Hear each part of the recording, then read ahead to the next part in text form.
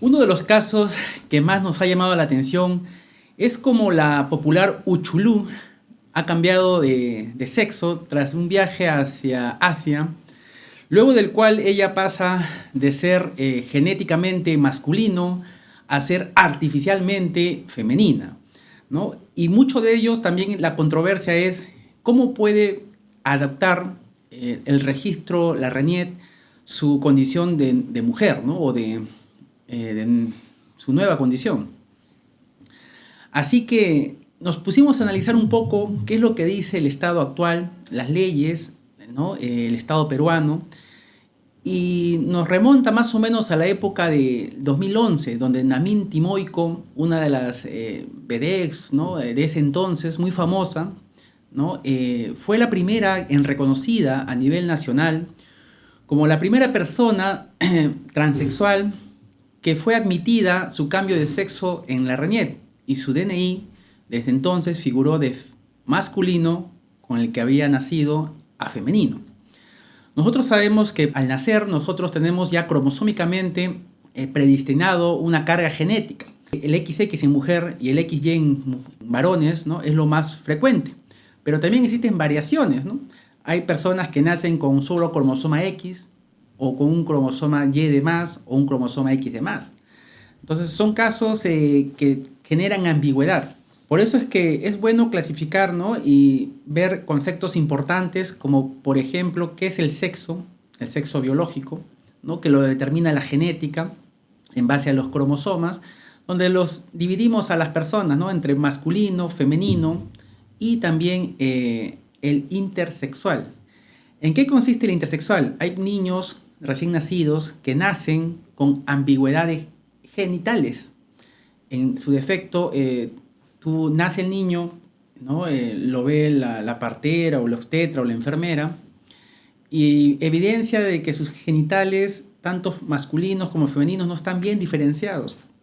Entonces hay esa ambigüedad ectoscópica, digamos, ¿no? O fenotípica, lo que nosotros llamamos de término médico, la parte exterior, lo que se ve, ¿no? Luego, claro, se analizan los genes y se determina, pues, si es que el niño es masculino o femenino, ¿no? Entonces, cuando hay esa ambigüedad, es muy difícil reconocer inmediatamente a qué sexo pertenece. Así que muchas veces lo catalogan, ¿no? O lo registran como sexo indeterminado, ¿no? Y que ya posteriormente, en base a los estudios, a un grupo especializado, ¿no? Entre ginecólogos, pediatras, psiquiatras, psicólogos, que no solamente abarcan estudiar al niño, sino también al entorno familiar, y determinan, ¿no? Cuál va a ser lo más conveniente, si es que ese niño que nace con ambigüedad genética, o ambigüedad, perdón, de genitales, va a ir más para la zona femenina o la zona masculina, ¿no? Y se apoyan en múltiples puntos, ¿no? Por ejemplo, si ya falta algo, ¿no? Ven más que es femenino que masculino, pues tratan de distribuirlo para esa zona, incluso se hacen cirugías, ¿no? A temprana edad, ¿no? Para poder diferenciarlo de una manera correcta y poder registrarlo, pues, como femenino o como masculino, ¿no?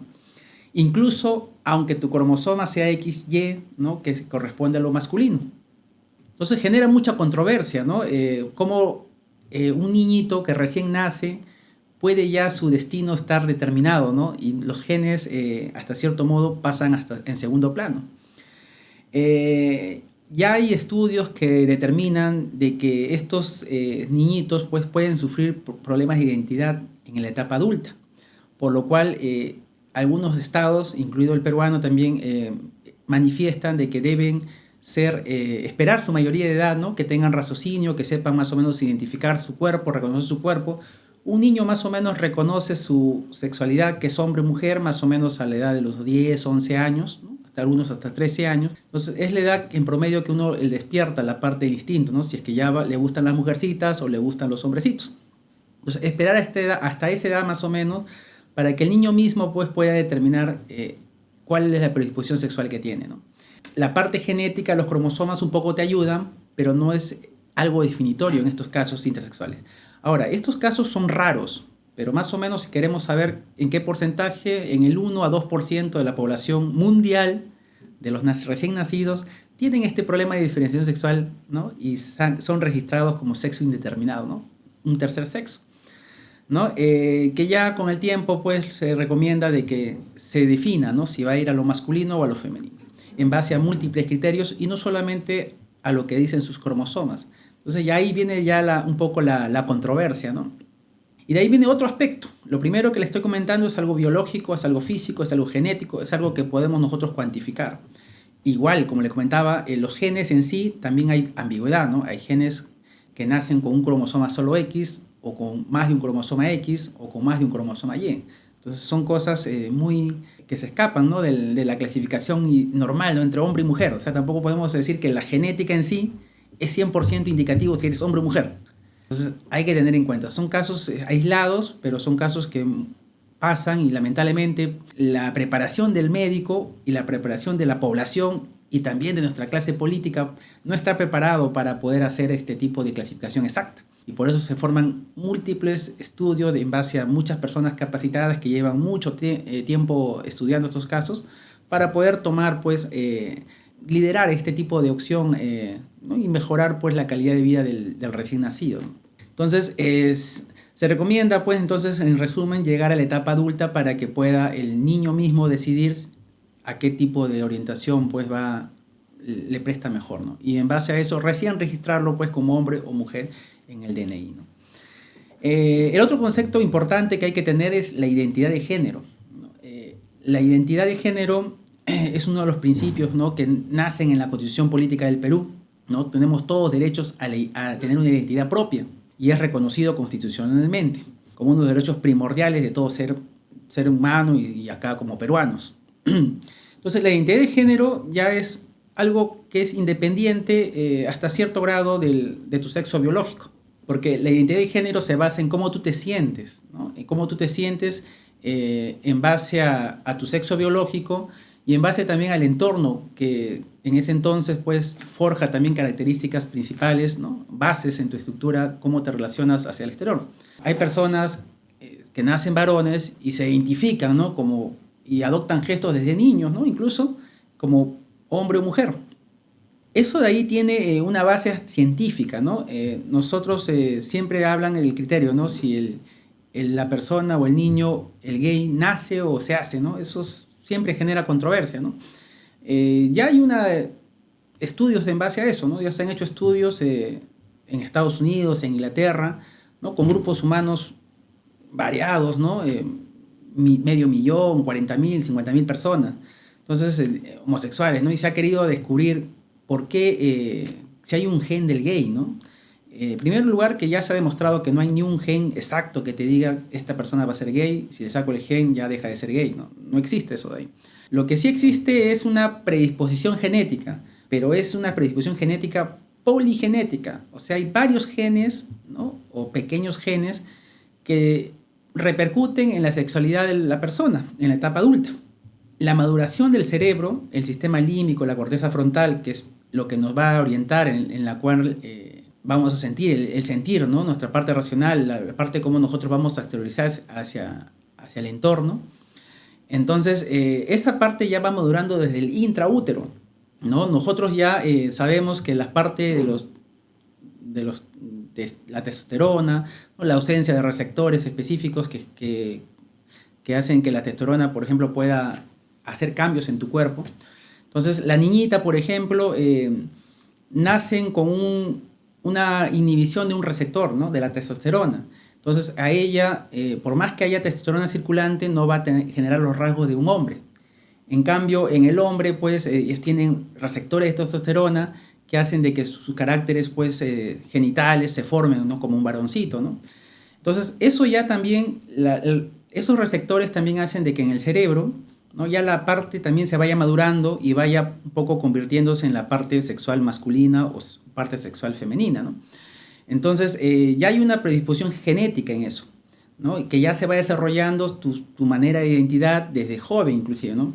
Por eso es que, ahora, eso no es algo tampoco que sea determinante, ¿no? O sea, yo tengo todos los poligenes que se han descubierto que son cientos de poligenes, ¿no? 5 de ellos son los principales, pero varios poligenes que pueden determinar si es que vas a convertirte en homosexual o no. Algo más o menos cuando nosotros hablamos de predisposición genética es, por ejemplo, cuando una persona está un ejemplo, ¿no? Dicen, tu mamá es gordo, tu papá es gordo, probablemente tú también tengas una predisposición a ser gordo, ¿no?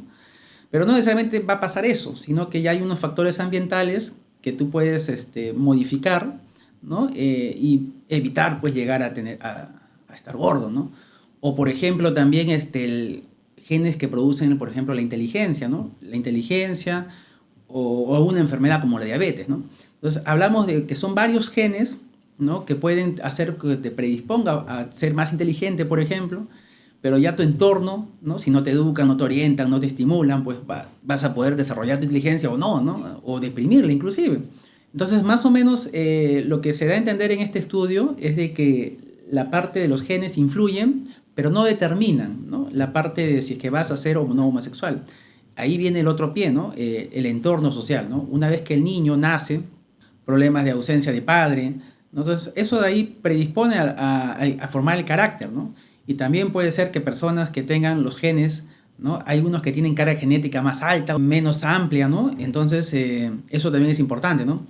Mientras más carga tú de los genes, de la genética de los gays, hay una predisposición, pues si tienes un entorno desfavorable, puedas tú sufrir una enfermedad, puedes sufrir, ¿no? Este tipo de alteración, ¿no?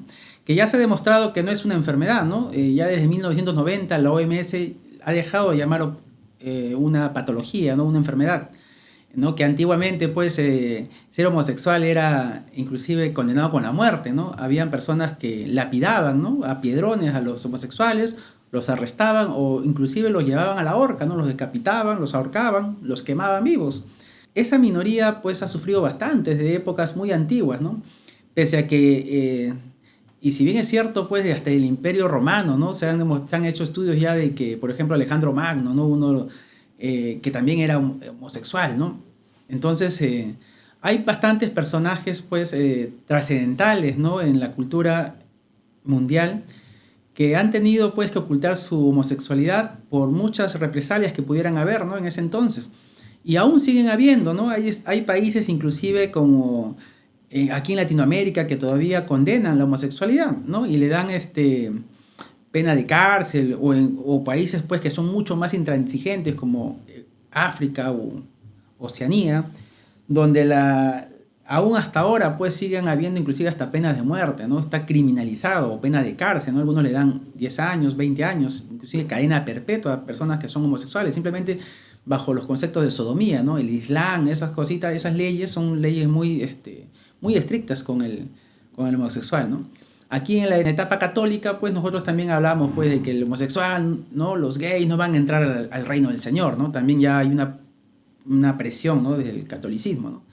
Y la Iglesia Católica pues ha sido uno de los principales, ¿no? Entes que hacen de que la homosexualidad pues sea más reprimida, ¿no? Y sea castigada, ¿no? Entonces, la parte genética es muy importante en determinar si es que vas a poder predisponer a ser gay o no, o homosexual más adelante, ¿no? Y depende también si la carga genética que tú tienes de por medio es alta o baja. Entonces, hay personas que pueden nacer con predisposición genética a ser gay, ¿no? Una carga mínima, familia unida, familia funcional, ¿no? Entorno también saludable, colegio saludable, pues difícilmente van a aflorar esas características. Como también hay personas pues, que nacen con mucha carga, ¿no? Genética y entornos mínimos, ¿no? Pueden también producirle que sean gay, ¿no? Ahora, personas que no nacen con ningún gen de gay, por más que lo violen, por más que según el estudio que dicen, pues, si no tienes esa carga genética, pues no hay esa predisposición, por consiguiente, por más que te violen, por más que no tengas nada, no te va a pasar nada, ¿no? Entonces, eso también es importante, ¿no? Pero es un tema que todavía está generando mucho debate, ¿no? La ciencia trata de poder esclarecer algunos puntos claves, ¿no?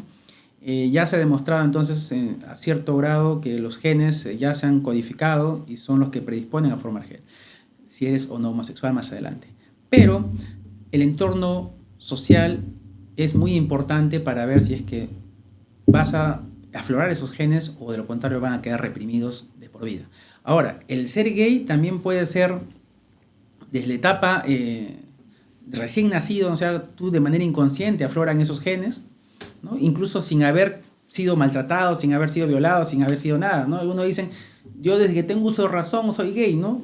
Es más, de chiquitito adoptaba, jugaba muñecas, jugaba esto, mi papá, mi mamá tenía algo lado. Entonces también hay. Entonces probablemente ellos han tenido una carga genética un poquito más alta de lo que normalmente pasó, ¿no? Y afloran pues sus características, ¿no? Bajo un entorno hasta cierto modo de repente más mimado, ¿no? Entonces hay varias cositas que influyen, ¿no? No determinan, es algo complejo, o sea, decirte que sí o sí, si naces de padre disfuncional, tienes genes altos, vas a ser gay, es tampoco difícil saberlo. Ahora, también hablan de fluidez, porque también en estos casos tú puedes cambiar de postura conforme vaya madurando tu cerebro. O sea, en un principio puede ser que seas homosexual y otro principio puede ser que ya no lo seas, o viceversa, ¿no? Puede ser que nazcas bien heterosexual y en un principio afloren más adelante afloren tus instintos homosexuales, ¿no? Eso que dicen, ¿no? A la vejez viruela, ¿no? Algo parecido, ¿no? Hay muchas personas que son hombres respetables, ¿no? Y tienen ahí algo en el closet, como se diría, ¿no? Y más adelante aflora.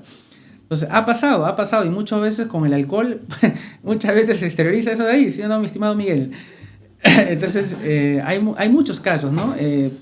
Personas respetables, pues, que viven cohibidos de su sexualidad o de repente están dudosos de su sexualidad porque tienen ahí una carga genética y pues a la larga con el tiempo dan, ¿no? O sea, las personas homosexuales también si bien es cierto, es una minoría, pero son bastantes, ¿no? Ya se ha hecho un estudio, Ipsos hizo un estudio en el año 90 y tantos, 2000 tantos, donde comenzó a contar, pues, ¿no? Una encuesta cuántos homosexuales existían, ¿no? Aquí en el Perú. Nosotros actualmente somos 33 millones de peruanos, ¿no? Y nos hablan que el 8% de la población adulta, ¿no? Mayores de 18 años, pues son gays, manifiestamente gays, ¿no? Algunos de ellos pues más reprimidos, otros ya más exteriorizados, ¿no?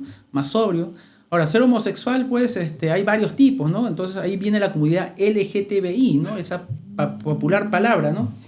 La comunidad LGTBI, pues, tiene sus siglas, ¿no? Donde une L, lesbiana, ¿no? Las mujeres que les gusta a otras mujeres. El LG, el G de gay, ¿no? Gay, los homosexuales, ¿no? LGT. La T corresponde, pues, a la parte de transexuales, ¿no? Eso también es un poco controvertido, ¿no? Hay uno transgénero y otro es transexual. Transgénero es cuando tienes la identidad de género, pues, diferente a lo que tu sexo biológico dice. Y transexual ya es cuando no solamente tienes esa predisposición, ¿no? o ese gusto, digamos, sino que también ya haces modificaciones en tu cuerpo. Incluso algunos de ellos, pues, cambian de sexo, ¿no? Y ese es el caso, pues, de la popular Uchulú, que también viajó, ¿no? a un país de Asia, ¿no? Taiwán, si más no me equivoco, donde hizo ese cambio, ¿no? Valga la redundancia, es una persona muy conocida que ha viajado en un país que es supuestamente especialista en este tipo de transformaciones y que la economía, pues ahí las cirugías son muchas más económicas, son muchas más baratas, ¿no? Pero también existen pues médicos buenos, médicos malos, es una ciudad, es un país donde hay bastante pobreza también y se dedican principalmente a este tipo de cirugías, ¿no? Es como turismo, ¿no? Médico, ¿no?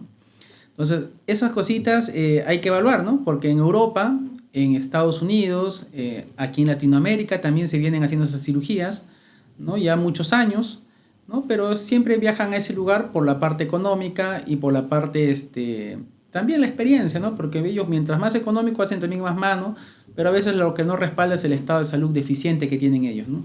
Acuérdense que para hacer una cirugía no solamente hay que tener buenas manos el cirujano, buen cerebro el cirujano, sino también tienen que tener un equipamiento, una infraestructura adecuada para que reúnan las garantías después de una cirugía y no se complique. Son cosas muy importantes. Entonces, la identidad de género, pues, es como tú te sientes en base a tu sexo, ¿no? A veces no lo reconoces o a veces sí lo aceptas como tal y adoptas la postura como tal.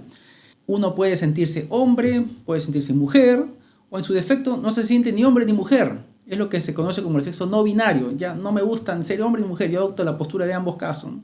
Que también puede ser, ¿no? Y ahí vienen pues los genderqueer y otros términos que lamentablemente ya en vez de generar algo más esclarecido, más genera confusión. Entonces, determinemos que existen esos tres tipos de identidad de género, ¿no? Ser lo binario, que es hombre y mujer, y si no estás en ninguno de esos dos, puedes ser no binario, ¿no? Entonces, la identidad de género es cómo tú te sientes. El sexo biológico es como tu físico, tus genes, ¿no? Van a determinar, ¿no? si es hombre o mujer, machito o hembrita, ¿no? O en su defecto el intersexual, que ahí sí viene el problema, ¿no? Que naces con genitales ambiguos, ¿no? Puede ser de hombre o mujer, ¿no? O ambos a la vez. También puedes tener los genitales de los hombres y la mujer también a la vez, ¿no? Que te hace mucho más complejo todavía ver si es que definirte, ¿no? Por eso esos tipos de niños que nacen en ese entonces lo determinan como sexo indeterminado, y más adelante, una vez que tengan raciocinio, 11, 13 años en promedio, ya se adoptan medidas si se puede transformar, sea bien hombre, bien mujer, siempre y cuando el entorno social y el niño mismo también juzgue, pues, qué es lo que desea hacer, ¿no? Hay casos, pues, de que niños, que tú radicalmente de niño le dices, ella tiene más para, o el chico tiene más cosas, por ejemplo, nace hombre, tiene genética de hombre, los genes de hombre, pero tiene más genitales sexuales femeninos, ¿no? Entonces la transforman en mujer de frente. Pero más adelante se dan cuenta, pues crían como mujer y se dan cuenta que es hombre, ¿no? Ahí viene el problema ético, ¿no? Entonces siempre es bueno hacerlo de una manera cuando el niño también tenga razón, ¿no? Aún así genera controversia, ¿no? Y no hay que generarle más controversia a un niño en la etapa adulta, ¿no? Y la otra cosa es la orientación sexual. La orientación sexual es cuando ya tú eres hombre o eres mujer o eres intersexual, y tu identidad es como hombre o como mujer. O sea, pueden haber variantes, o sea, se pueden cruzar todo, y ahí viene la mezcolanza, ¿no? Que te confunde cada cosa más, ¿no? Y entonces, y viene la siguiente etapa que también hay que aprender, es la orientación sexual.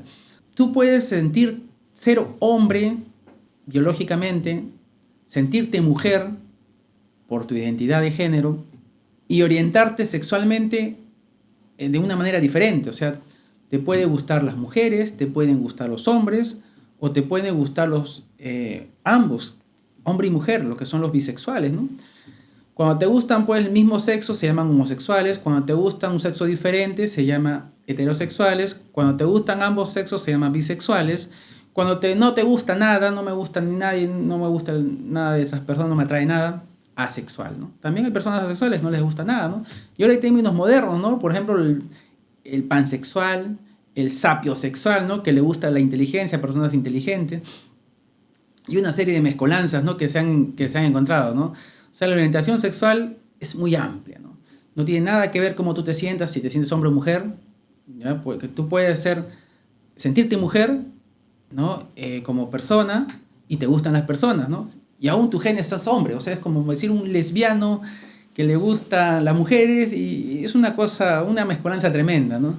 Entonces, ahí viene el problema, ¿no? Entonces, nosotros cuando estaba investigando un poquito, cada vez que leía un poquito más me confundía más, porque los términos afloraban cada vez de una manera muy, digamos, muy pintoresca, ¿no? Pero esos tres términos creo que son importantes: el sexo biológico, la identidad de género y la orientación sexual, ¿no? Son cosas muy importantes. Esos tres parámetros definen lo que son tu sexualidad. ¿Qué es tu sexualidad?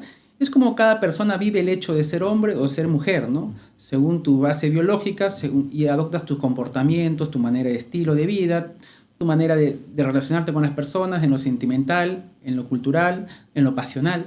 O sea, todo eso de ahí engloba la sexualidad, ¿no? La sexualidad humana es muy importante, que es diferente de la relación sexual, ¿no?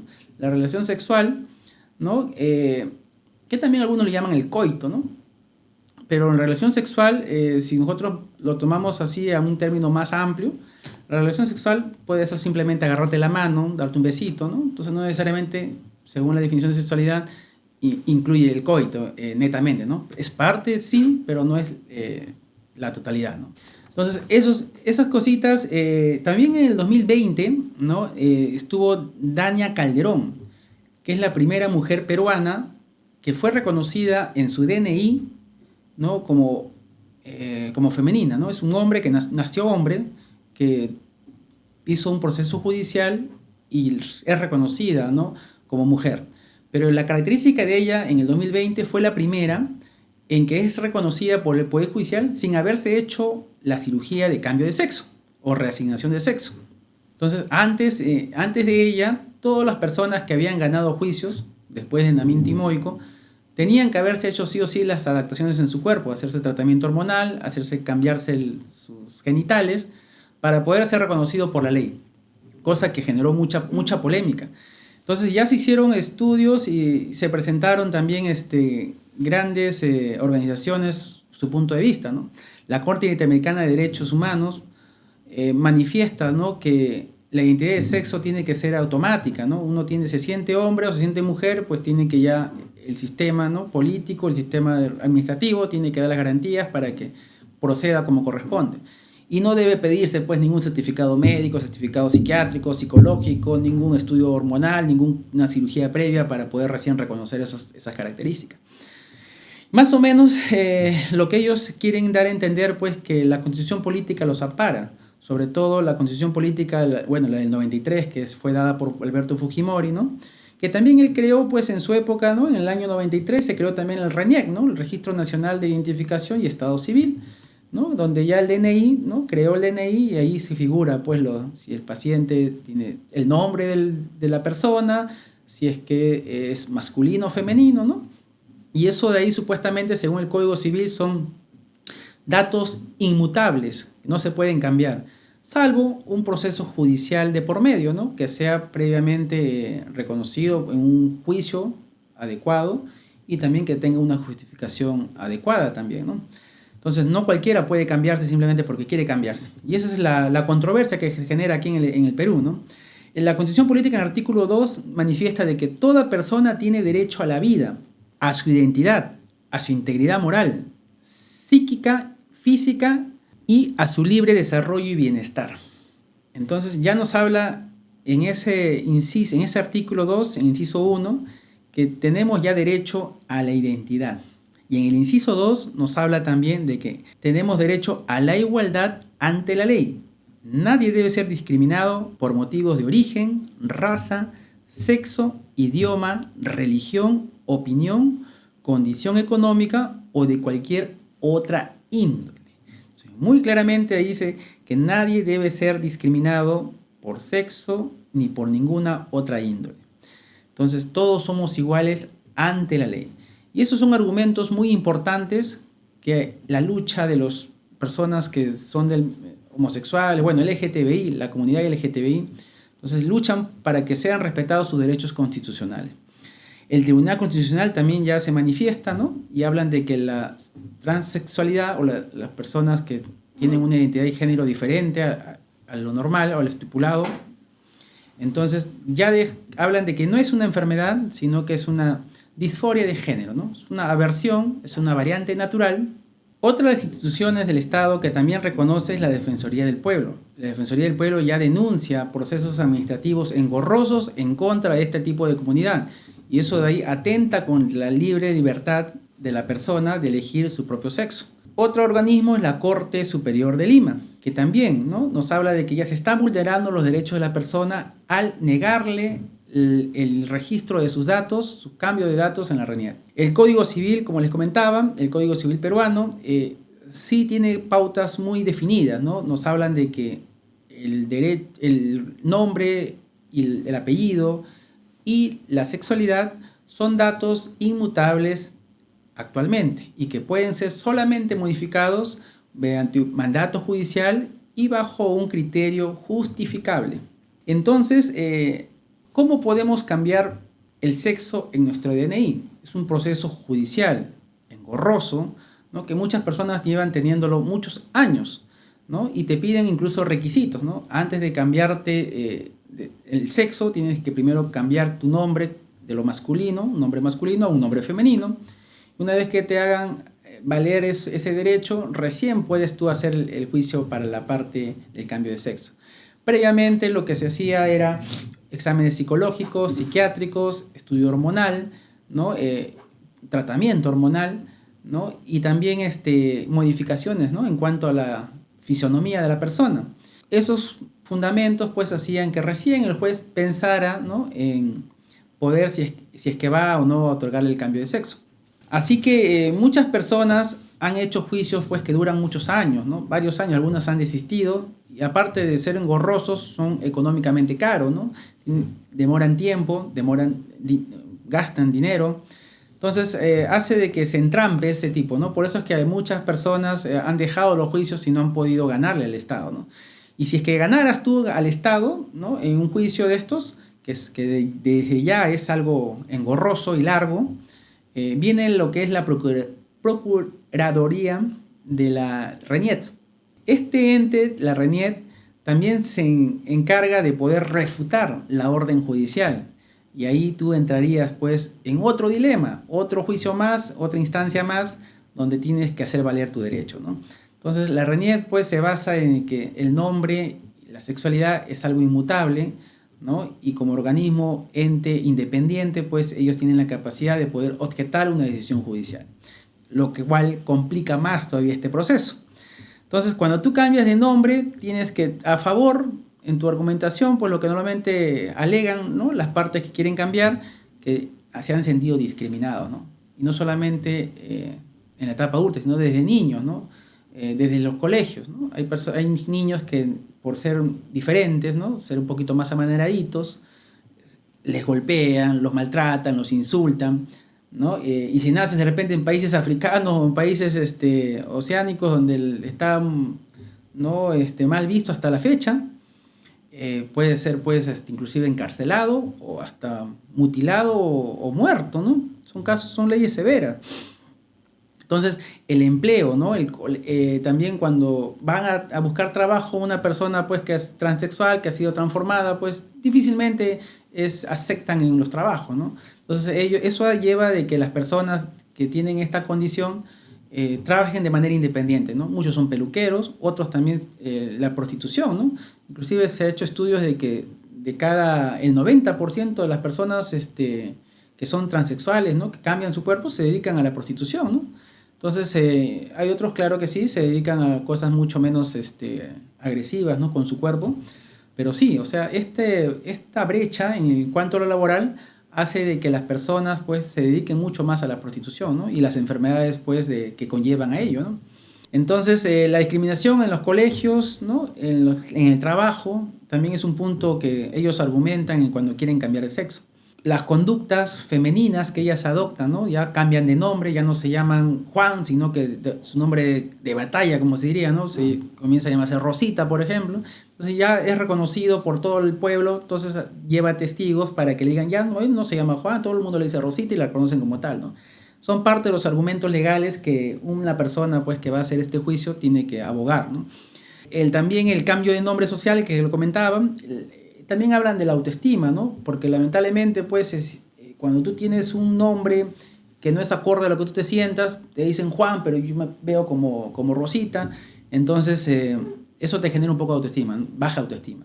Entonces, que te llamen con tu nombre, ellos manifiestan de que su autoestima es muy baja, ¿no?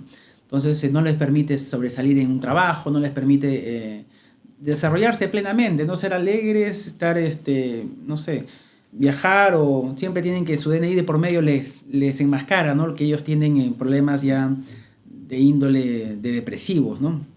Entonces, también manifiestan pues, en su alegato de que el sexo que fue asignado al nacer es algo arbitrario, ¿no?, que solamente repercute en la parte biológica y no en la parte de identidad de género, sino cómo ellos se sienten, que debió ser justamente cuando ellos tengan raciocinio, cuando tengan 11 años en promedio, recién haberles preguntado, ¿no?, qué sexo es la que más le identifica, ¿no? Entonces, manifiestan también que eso fue una de las arbitrariedades que sufrieron ellos desde muy niños, desde el nacimiento incluso. Hablan también que su libertad, ¿no?, a la libre elección pues, es violada porque no les permite hacer el sexo que ellos quieren hacer o la identidad que ellos quieren hacer. También hablan de la identidad de género, ¿no? O sea, ellos se sienten pues, que su sexo biológico no es acorde a lo que ellos piensan, ¿no? Que la dignidad como personas, ¿no? La dignidad pues es un proceso global, ¿no?, donde nosotros tenemos que estar a gusto con lo que hacemos, cómo nos vemos, cómo nos sentimos con lo que hacemos, ¿no? Entonces esa dignidad, ¿no?, es lamentablemente pisoteada por muchas personas porque no lo ven pues, como algo normal, ¿no? Los homosexuales es una minoría que lamentablemente ha tenido mucha discriminación desde muchas épocas hasta la fecha inclusive, ¿no? Se hacen modificaciones, ¿no? Se ponen bustos, ¿no?, se operan la cara, ¿no?, se hacen láser de todo el tipo del cuerpo, se depilan, ¿no?, cambian inclusive de sexo, ¿no?, como esta popular Uchulú, ¿no?, es bailarina, creo que es la señorita. Entonces viajan a varios lugares, se someten a riesgos de que por ya unas modificaciones de esas pues, pueden traer inclusive a a problemas de mayor, ¿no? Estaba averiguando más o menos cuánto se gasta una cirugía de ese tipo, no bajan de los $12.000. Entonces son cirugías que son en ese país, ¿no?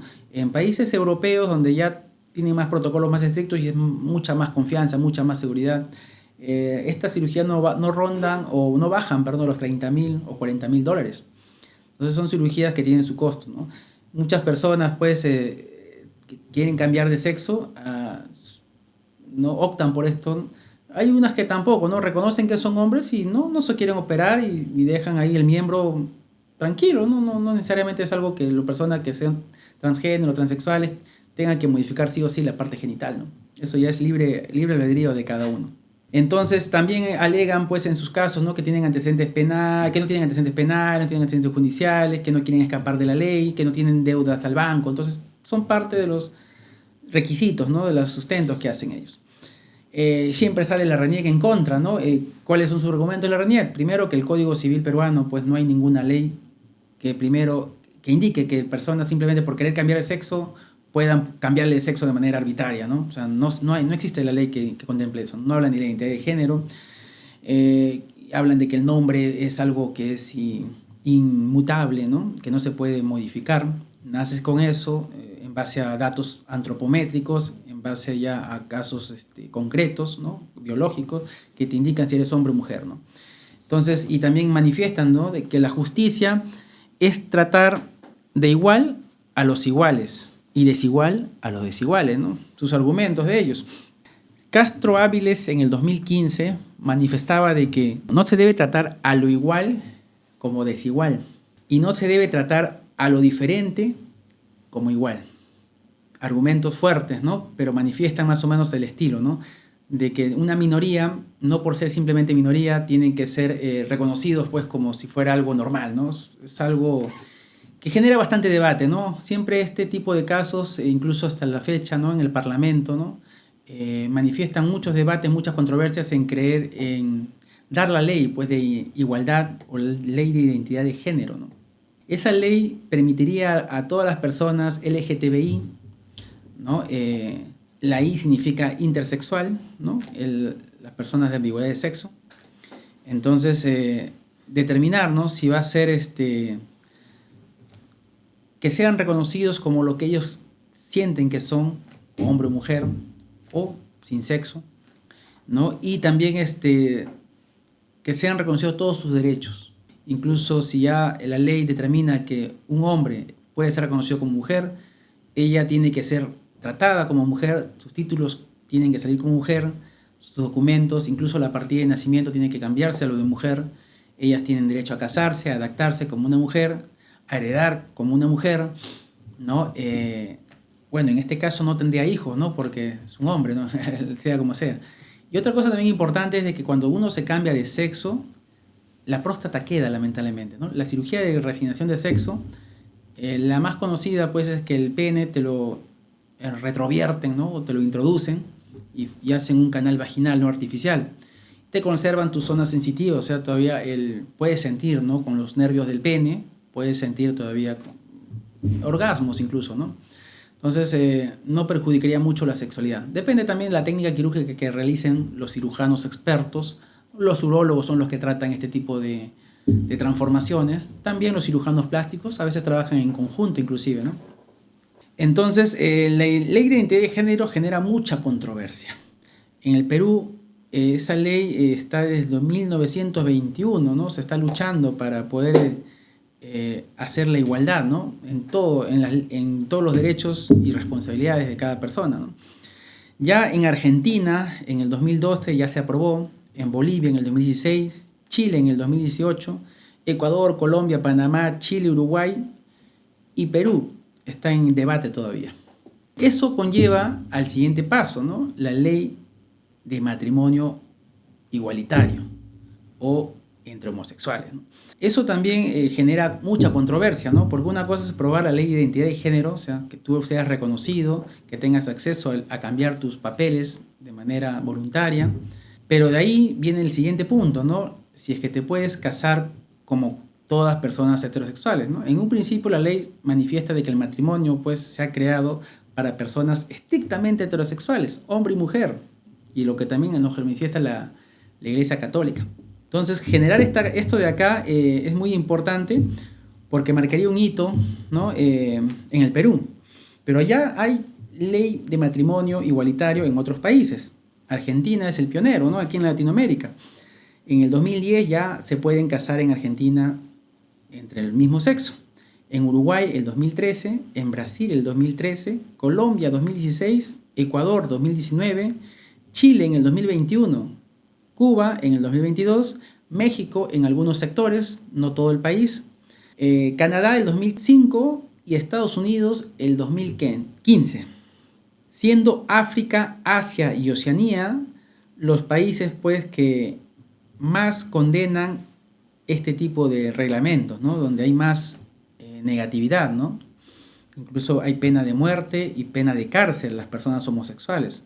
Ipsos hizo una encuesta el 2016 a los peruanos, el 2019, donde determinó que 1.7 millones de personas adultas son homosexuales. Más o menos representan el 8% de la población adulta. Una gran minoría o gran mayoría, diría yo. Entonces, Carlos Bruce en el 2013 también presentó un proyecto de ley donde habla de la unión civil entre personas del mismo sexo y quería generar el quinto estado civil. Normalmente nosotros, cuando figura en los registros del DNI, los estados civiles, si tú eres soltero, si eres casado, si eres viudo, divorciado. Y el quinto estado civil que quería forjar era el estado civil, la unión civil, ¿no? La unión civil no matrimonial. O sea, personas que del mismo sexo que se podían casar, pero no era catalogado como un matrimonio. Pero sí tenía desde ya, ¿no?, derecho a poder heredar si en caso a tu pareja le pasara algo. Me dice entonces, pero sí es lo mismo que los cónyuges, ¿no? Los cónyuges es una unión, tú puedes estar con tu pareja homosexual, pero la diferencia en este caso entre la unión civil y los cónyuges, o los concubinos, perdón, es que los concubinos o los cónyuges tienen que pasar 2 años para que tus derechos sean reconocidos constitucionalmente, el derecho a heredar, ¿no? En este caso. Pero en este tipo de casos que proponía Bruce en el 2013, es que si personas se contraían esa unión civil, ya inmediatamente ya podían derecho a heredar, ¿no?, de la otra persona. Cosa que la ley del matrimonio igualitario es mucho más amplia, ¿no? Aparte del derecho a heredar, pues también tienes el derecho a adoptar, ¿no?, a formar una familia, ¿no? Lo que muchos términos se han usado, ¿no? Familia arcoíris es uno de ellos, ¿no? Donde personas de sexualidad diferente, ¿no?, adoptan un núcleo familiar. Pueden adoptar pues niños huérfanos, puede también la pareja adoptar de repente el hijo de una relación anterior de su pareja, ¿no? Y eso pues genera bastante controversia, ¿no? Porque ya se han hecho estudios también de que si el niño que es crecido o nace en un entorno homosexual, ¿no?, en una familia homosexual, si va a alterar o no su conducta, su comportamiento posterior, o lo va a predisponer más a ser homosexual. Según lo que hablé en un principio de la base genética y la predisposición del ambiente, tendría sentido hasta cierto grado. Obvio que si tú no naces en tu genética, en tu genoma, ningún gen homosexual, por más que tengas una familia homosexual, tú vas a ser homosexual, ¿no? Entonces, esa controversia existe. Si me piden un punto de vista a mí personal, diría de que mientras hay una posibilidad, por más remota que sea, habría que evitarlo. No por el bien de la pareja, porque ya, si bien es cierto, las personas homosexuales pueden hacer de su vida lo que deseen, pero cuando ya se meten a la parte de los niñitos, por más que un estudio de ellos incluso se reveló, ¿no?, de que no existe ninguna relación entre el bajo estado académico o emocional o psicológico, o en su defecto, si es que va a ser homosexual más adelante, ¿no?, bajo esa crianza homosexual, ¿no? Pero sí estaría de acuerdo en un punto muy razonable, muy a favor, que dicen que quitarle el derecho a tener un padre y una madre, ¿no?, a un niño, ¿no?, ya no es derecho solamente, no vulnera solamente el derecho de las personas adultas, ¿no?, sino ya del niño, ¿no? Y la misión del Estado es proteger ese tipo de niños, ¿no? De repente la cultura más adelante cambie, no sabemos decir. ya como hay matrimonios igualitarios aquí en Latinoamérica, ¿no? Como le comentaba, Argentina es uno de los pioneros. Acá nuestro hermano Chile también ya se pueden casar entre homosexuales. Incluso algunos viajan a casarse allá, pero lamentablemente acá todavía no es reconocido, ¿no? Incluso dicen, ya vamos a reconocer al matrimonio gay, pero solamente a los que son ya casados en otro lado, ¿no? Pero acá en Perú no se pueden casar. Genera mucha controversia, ¿no? Mucha controversia, cosas divididas, ¿no? Si vemos del punto de vista histórico, yo sí un poco compatibilizo con ellos, ¿no? Es una clase minoritaria que ha sido muy discriminada, ¿no? Por muchas cosas, ha sido también abatido por una pandemia, el SIDA, por ejemplo, ¿no? Que ha ido bastante, ha erradicado bastante esa comunidad homosexual, ¿no? Entonces, yo creo que cuando se habla de derechos del niño, por más que haya un estudio de por medio que me diga que no hay una predisposición, yo sí, en base a la parte genética que les comenté en un principio, creo yo que hay una predisposición mínima en el entorno social. En este caso mínima, ¿no? Pero no determinante, pero mejor evitar que consumar, ¿no? Ahora, también depende, ¿no? Si ese niño huérfano no tiene papá, no tiene mamá, está en pobreza, está en un orfanato, y nadie lo quiere adoptar, pues mucho mejor que esté una persona que está en un núcleo social bien formado, ¿no? Parejas homosexuales, que bienvenido sea, vamos para adelante, ¿no? Por eso digo, va a depender mucho del entorno, ¿no? Va a depender mucho del núcleo, la pareja que quiera adoptar, va a depender de las expectativas del niño, ¿no? Es un caso bien delicado, bien controversial, ¿no? Por eso hay expertos, ¿no? Se juntan muchos psicólogos, muchos pediatras, muchos especialistas que tienen años, ¿no? Para determinar esto, ¿no? Yo creo que si se hace bajo esas normativas, no sería una mala opción, ¿no? Tampoco no hay que ser tan discriminatorio, ¿no? Es como una vez cuando decían, pues, la lactancia materna estaba prohibida para personas que tienen VIH. Acá en el Perú, por ejemplo, personas que tienen tuberculosis también está prohibido, ¿no? Y el VIH también, claro que sí. Acá en el Perú sigue todavía habiendo, ya la tuberculosis ya un poco que como es un país pobre, el Perú, ya se permite, ya es un poquito más flexible ya. Personas con tuberculosis, con bajos recursos, pueden recibir su lactancia materna, ¿no? Aunque hay ese riesgo de que también sufra tuberculosis el niño.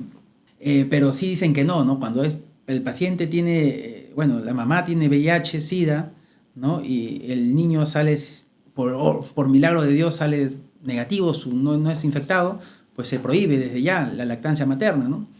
Entonces, eso ha cambiado, ¿no? Ha cambiado. Entonces, antes también, en países, por ejemplo, europeos o del primer mundo, pues no se prohíbe desde ya la lactancia materna a pacientes que tienen tuberculosis, a pacientes que tienen VIH, ¿no? Por obvias razones, ¿no?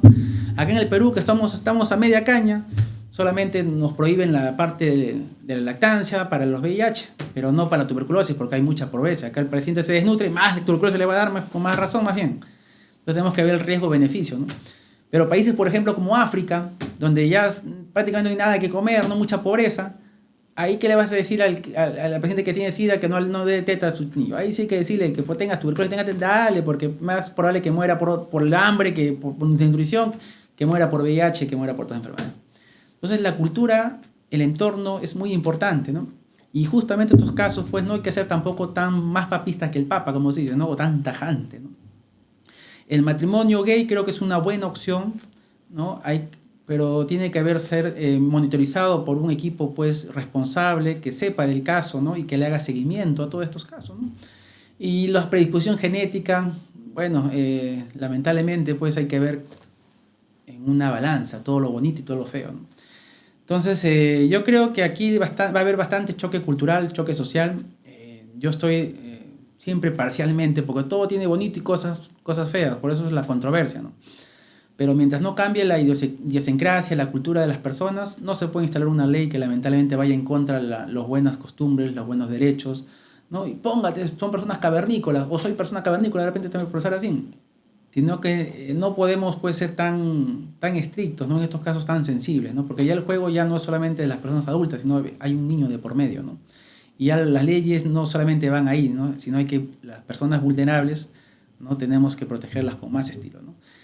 Sé que la comunidad gay ha sido muy discriminada, muy perseguida, ¿no? Desde mucho tiempo, y lo cual empatizo, ¿no? Que ha sido y sigue siendo hasta el día de hoy, lamentablemente, algo que ha tenido ha corrido mucha sangre, ¿no? Algo muy malo en la historia del Perú y del mundo, ¿no? Así que en base a eso no puedes pues tú dejar de lado a los derechos de la persona, del niño, ¿no? Entonces, eso también va a generar mucha controversia, ¿no? Ya hay países que han debatido eso por leyes y lamentablemente, o bienvenido sea también, no podría yo catalogar algo así tan drástico, ya adoptan pues estos matrimonios homosexuales, ¿no? Entonces habría que preguntarles también a ellos, ¿no? Y ver cómo ha sido su casuística, ¿no? Y hacer más estudios, porque a veces con un estudio no basta, ¿no? Cómo siguen los niños, ¿no? La parte mental, ¿no? Evolucionando de manera adecuada, ¿no? Pero siempre es bueno, ¿no? El cariño de mamá, ¿no? Siempre hablan del cariño de mamá, ¿no? Mamá no hay otro igual, ¿no? Papá puede faltar, de repente mamá no, difícil, ¿no? Ahora, dos hombres, por más que las dos sean mamás o uno sea mamá, puede ser, la verdad, pero el problema es cuando el niño va a querer de repente afrontar el exterior, ¿no? Porque si vive en el núcleo familiar, perfecto, ¿no? Pero no somos una burbuja, somos un ente social. Tarde o temprano va a tener que salir a la luz, ¿no? A la calle. Y hay niñitos, aunque no creamos, justamente en esta cultura, esperemos que algún día cambie, pues son muy discriminadores, mucho bullying, ¿no? Y a veces eso lo aprenden desde casa, ¿no? O nosotros mismos, ¿no? Cuando a veces serraneamos a alguien, choleamos a alguien, o negreamos a alguien, ¿no? O ninguneamos a alguien, ¿no? Por su oficio, su profesión, o algo así, ¿no? Entonces esas cositas lo asimilan los niños, y los niños, créanme, que son muy...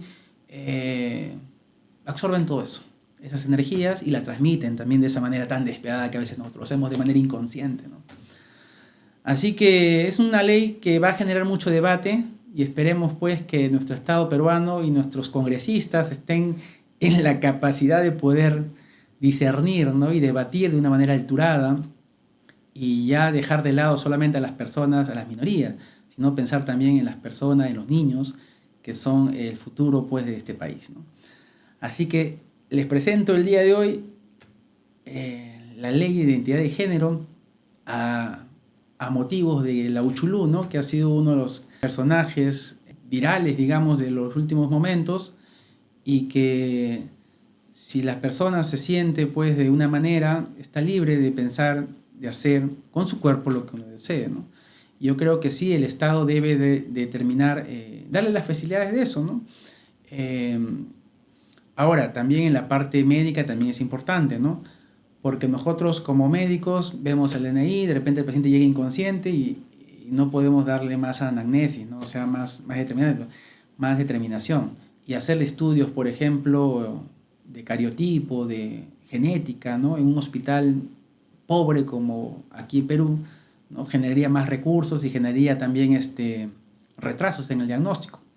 Así que yo creo de que es un tema muy delicado. Yo como médico, por ejemplo, lo evalúo, y ponte que me salga un paciente con un cáncer de próstata, ¿no? Pero la niña se ve mujer, su DNI dice mujer. ¿Qué pasó? Y me oculta la verdad. Entonces me complica un poquito más el diagnóstico, ¿no? Entonces creo yo de que por ese lado habría que determinar, ¿no? Siempre una marquita, no sé, ponerle... Ay, pero va a de repente sonar discriminatorio, ¿no? Es un tema muy controvertido, vuelvo a repetir, ¿no?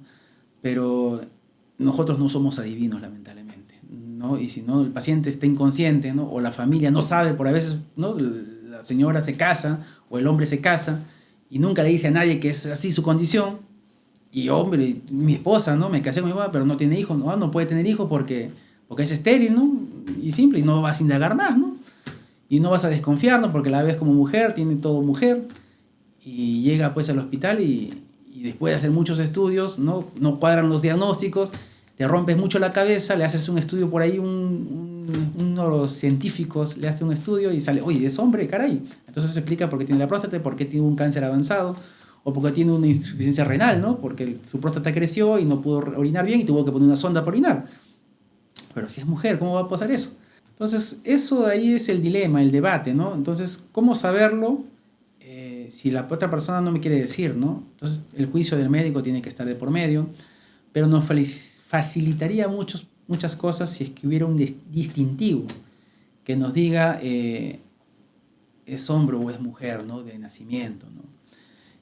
Independientemente de la identidad de género, ¿no? La identidad de género es algo mental, es algo que puedes pensar, ¿no? Y en base a eso tu cuerpo se adapta, ¿no? Pero hay cosas pues que el sexo biológico lo determina y eso no vamos a poder cambiar absolutamente. La única manera es volviendo a nacer, lamentablemente, ¿no? Hay que también tener eso en cuenta, ¿no? Y yo creo de que, si bien es cierto, una marquita generaría mucha controversia, pero a veces creo yo que podría ser una alternativa. Es un tema que hay que debatir y bueno, los invito a cada uno formar su análisis y dejar sus preguntas, sus comentarios y su bullying también. Así que estamos dispuestos a los bullying. Hasta luego.